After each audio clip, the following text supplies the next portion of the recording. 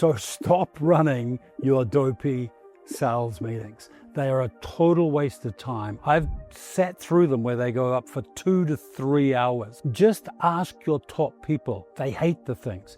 You are now running your business based on a meeting that takes up half a day, half the time, based on stuff that's all available online. Things have moved on. Everything has changed. If somebody has changed the price on a property, put it in the CRM, we'll see it. If somebody sold something yesterday, put it in the CRM, we'll see it. I don't need to sit around with a whole bunch of people singing Kumbaya to understand what happened during the weekend. It makes no sense to me. I've been doing this for 40 years. I've worked with franchises, consulted to franchises. I've worked overseas. I work now with startups, with salespeople doing $5 million, companies doing 32 million GCI. So now you understand you should stop wasting your time on a dopey sales meeting. I'm going to give you 5 other meetings that you should be running right through the week instead. So here we go. Number 1 in terms of the meetings that I think you should be running. I believe really firmly that you should leave your team on a Monday. A lot of ego comes into this, and managers want to be the one up the front. They feel like they need to be managing, and so we should kick off the week with a rousing meeting. You know, all hold hands, sit around, hold hands and sing Kumbaya. Don't do that. Leave them on Monday. They have a lot to do. They have callbacks to do. They have reports to vendors, all this sort of stuff. Just leave them. You're just going to frustrate the hell out of them if you try and get them absolutely into the office because, you know, to bend to your will on a Monday. So leave them on Monday. First meeting of the week is Tuesday. It's 8:30. It's 30 minutes, and I call it a housekeeping meeting. It never goes 1 minute longer than 30 minutes. There is no report on each listing. We're going to do that another way. I'll show you how to do that in a minute. You can have a report on the weekend, just a brief report on what happened, how the weekend was with open days, with open day attendance. You can talk for 5 minutes about sales and listings taken last week, but do not go around the room and have everybody explain what their positives and negatives are. Absolute load of rubbish. Your top salespeople detest it. Ask them. You're wasting their time. They'd rather be off making phone calls than sitting in there for 2 hours going over this stuff. So it's a housekeeping meeting. What we go through is anything new in the company. We talk about the new receptionist, get him in and introduce him. We talk about a record sale if you want to. We talk about keep your car out of my car park. Who parked in my car park yesterday? We talk about new legislation. We talk about auctioneers. We talk about all this stuff that they need to know. If you're really smart, what you would do is you would have a little yellow post-it note on your screen. And as things come up, you get stuff in the mail, you see stuff online, your franchise, tells you various things that you need to talk to the whole team about. Put them on the list. Pick that list up on Tuesday at 8:25, walk into the meeting and go through those things. If the meeting stops before half an hour, just let it stop. You don't have to just keep talking. There'll be some people in your organization will want to just keep talking. If you get to 8:25 on a Tuesday and you have nothing to say, don't say anything. Just go and send them all a text and say, no meeting today, go list something. This is what we do. It's a housekeeping meeting where if you don't see someone, you don't talk to someone, they may be in another office and they come in for this meeting.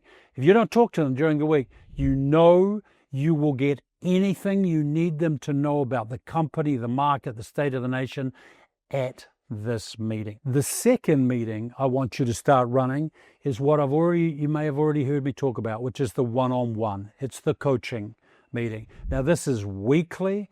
It goes for no longer than 30 minutes. It is done with every single salesperson, absolutely religiously. You never miss.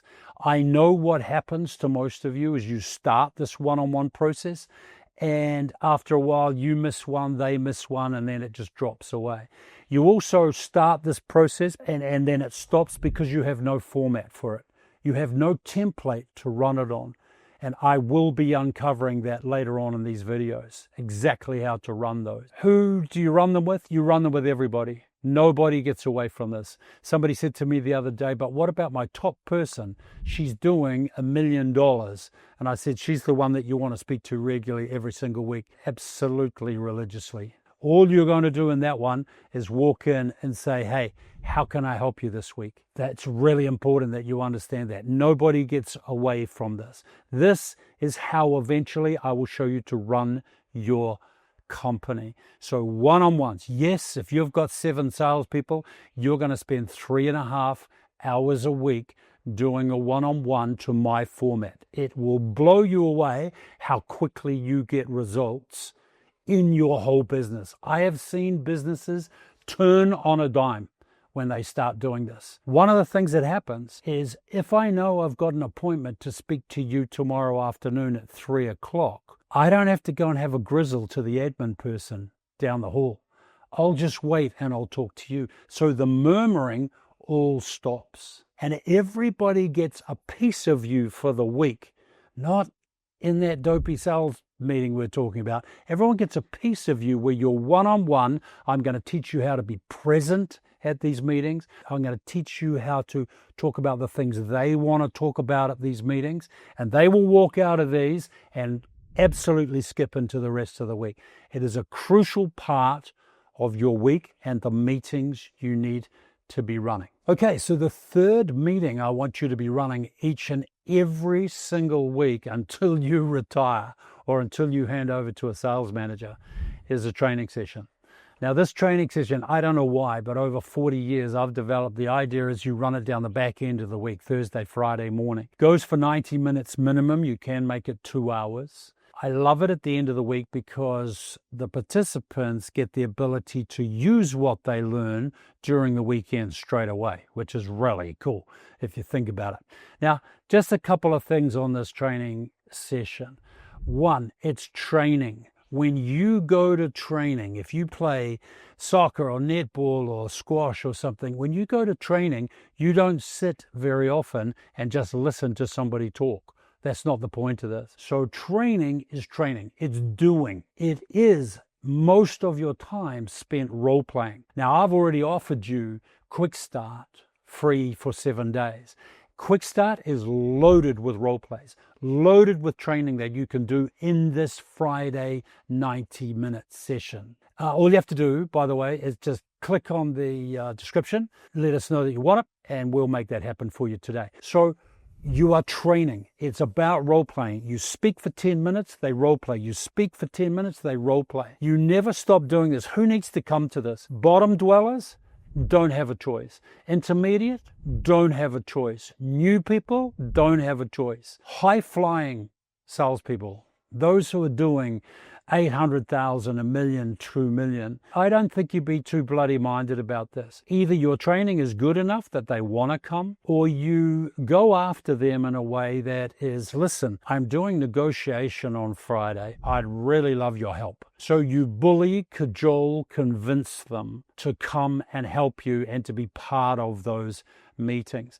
But I wouldn't be twisting anyone's arm if they're doing $2 million to come to your training. That's just ego talking, management ego talking. Don't do that. So this training session is the third part of a week. Now think what you've done so far in the week. You've told them what's going on in the company, told them what they need to know about new things, this, that, the other. You have run a one-on-one where you've sat there and been present with them and spoken to them and listened to them about what their issues are, about what they need to do this week. And then now you're in training. By the way, one of the sayings that I have is under time management, which we will be getting to, is reoccurring questions are training issues. Again, you have a OneNote or you have a sticky on your screen or you have just a journal or something where you write it down. I don't mind. That as you go through the week and you pick up things you wish everybody knew, they become training issues. But the difference is you don't stand and talk to them. You stand and talk to them and then get them doing it. Get the activity going. That's meeting number 3. All right, meeting number 4. So Harvard have just come out and said one of the biggest killers of businesses, especially larger businesses, is that those further down in the organizational chart do not know what is going on in this business. So the 4th meeting that you're going to start running is every 4 months, you're going to run a company-wide planning session. Now, roughly it goes like this. It starts at 8:30 in the morning. It is everybody. It is property management, it is admin, and it's sales. Get somebody in to answer the phone and get them all off-site if you can't get them into your training room. So everybody's together. By the way, put on morning tea at this and watch what happens. It's the first time they've all been together without alcohol in a day. And they all start buzzing and talking to each other. And I haven't seen so-and-so from property management for months. And away they go. It's a fabulous cultural thing to do. So this meeting, the agenda for this meeting is you are going to stand up and do a State of the Nation address. You're going to tell everybody what happened over the last 3 months, yeah? And what you're expecting over the next 4. That's how we roll with this. You're going to tell them how many sales were made, how many appraisals were done, how many new property managements we took, how many we lost, why we lost them. You're going to introduce anybody that's joined the company. Stand up, tell us a bit about yourself. And you're going to go through the whole company. So everybody, including the receptionist, knows exactly what's going on in this business. If I ring your receptionist and say, what's going on down there? What is that business about? Your receptionist needs to be say, it's amazing.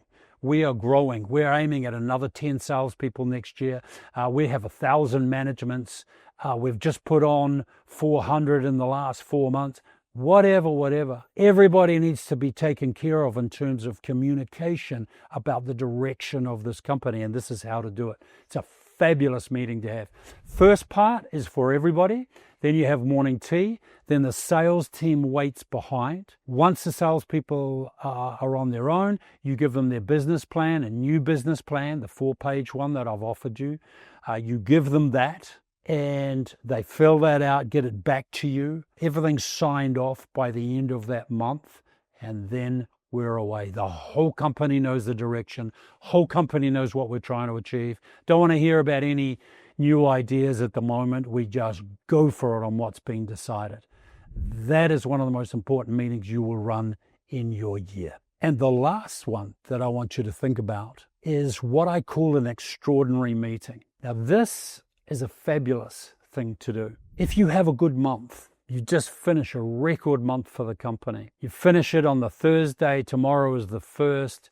You simply say to everybody, 4:45 tomorrow afternoon, everybody is in the training room. Everyone. Get someone in to answer the phones for 40 minutes and everyone comes in. And all you're going to do is stand in front of them and say, look, I just called you all together to say thank you. We've just hit a personal best. Fantastic month. Everyone's done really well this month, this last month. And we're just really grateful. Then you can go on to say, I do want to make one point, and that is, who was really, really busy last month? And a few people are going to put their hand up and you go, listen, we don't want to fix that.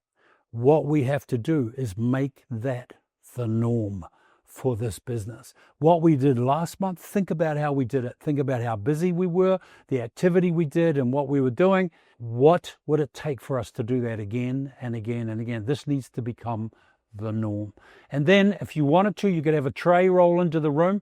It's got beer and some champagne on it. It's just one drink on a Friday afternoon. You say, hey, cheers and thank you again, everyone, and then let them get on their way home. That's an extraordinary meeting. When else would I use that for? If 2 people walked out of my office, extraordinary meeting. I'm really sorry we've lost these people. You need to be careful at these extraordinary meetings how you are seen, how you project yourself, because that is your culture. And if you walk into that meeting and saying, I'm so sick of these people, I had to fire them and good riddance to them, everyone's going to be standing there going, wow, that's what he's going to say about me. But if you come in and you go, wow, you know, there's a lot of talk going on around this office. And I just want to be clear that I am so sorry that Susie had to leave. She just wasn't able to get to the level we require. I'm going to miss her. And in some ways, I'm sorry that, she probably shouldn't have started here. So just wanted to say I'm sorry. Does anybody else want to say anything? Is there any questions? Sorry to see her go. And then I make that point again and I say, but I do want to just affirm that this is a confirmation that we are not going to tolerate people who aren't meeting sort of minimum standards. We're going to do everything we can to get you up there, help you. But if you don't, in the end, we're probably going to part as friends, I hope. So It's a beautiful way of calling a meeting and just dumbing any murmuring that's going on down. That's what I love about this one. So that's a meeting you need to have up your sleeve. If you change brands, if you're about to open a new office, don't let people hear that on the street. You call an extraordinary meeting or you do it at the 4-monthly meeting. So those are the meetings that I think can help you run your business more efficiently. I just want to say something. Your dopey sales meeting, I think that a lot of managers try to put all these meetings into that 2 hours. They end up going from 2 to 3 hours. By the time people go and have lunch, that's a whole day is virtually gone. It's crazy. Hopefully you get control of the business. Front foot you will be as manager. Way more effective than sitting around holding hands. So I've created for you a checklist of each of these meetings, the logic of them and how to schedule them. If you would like that, just press on the top of the description below and you can get it there.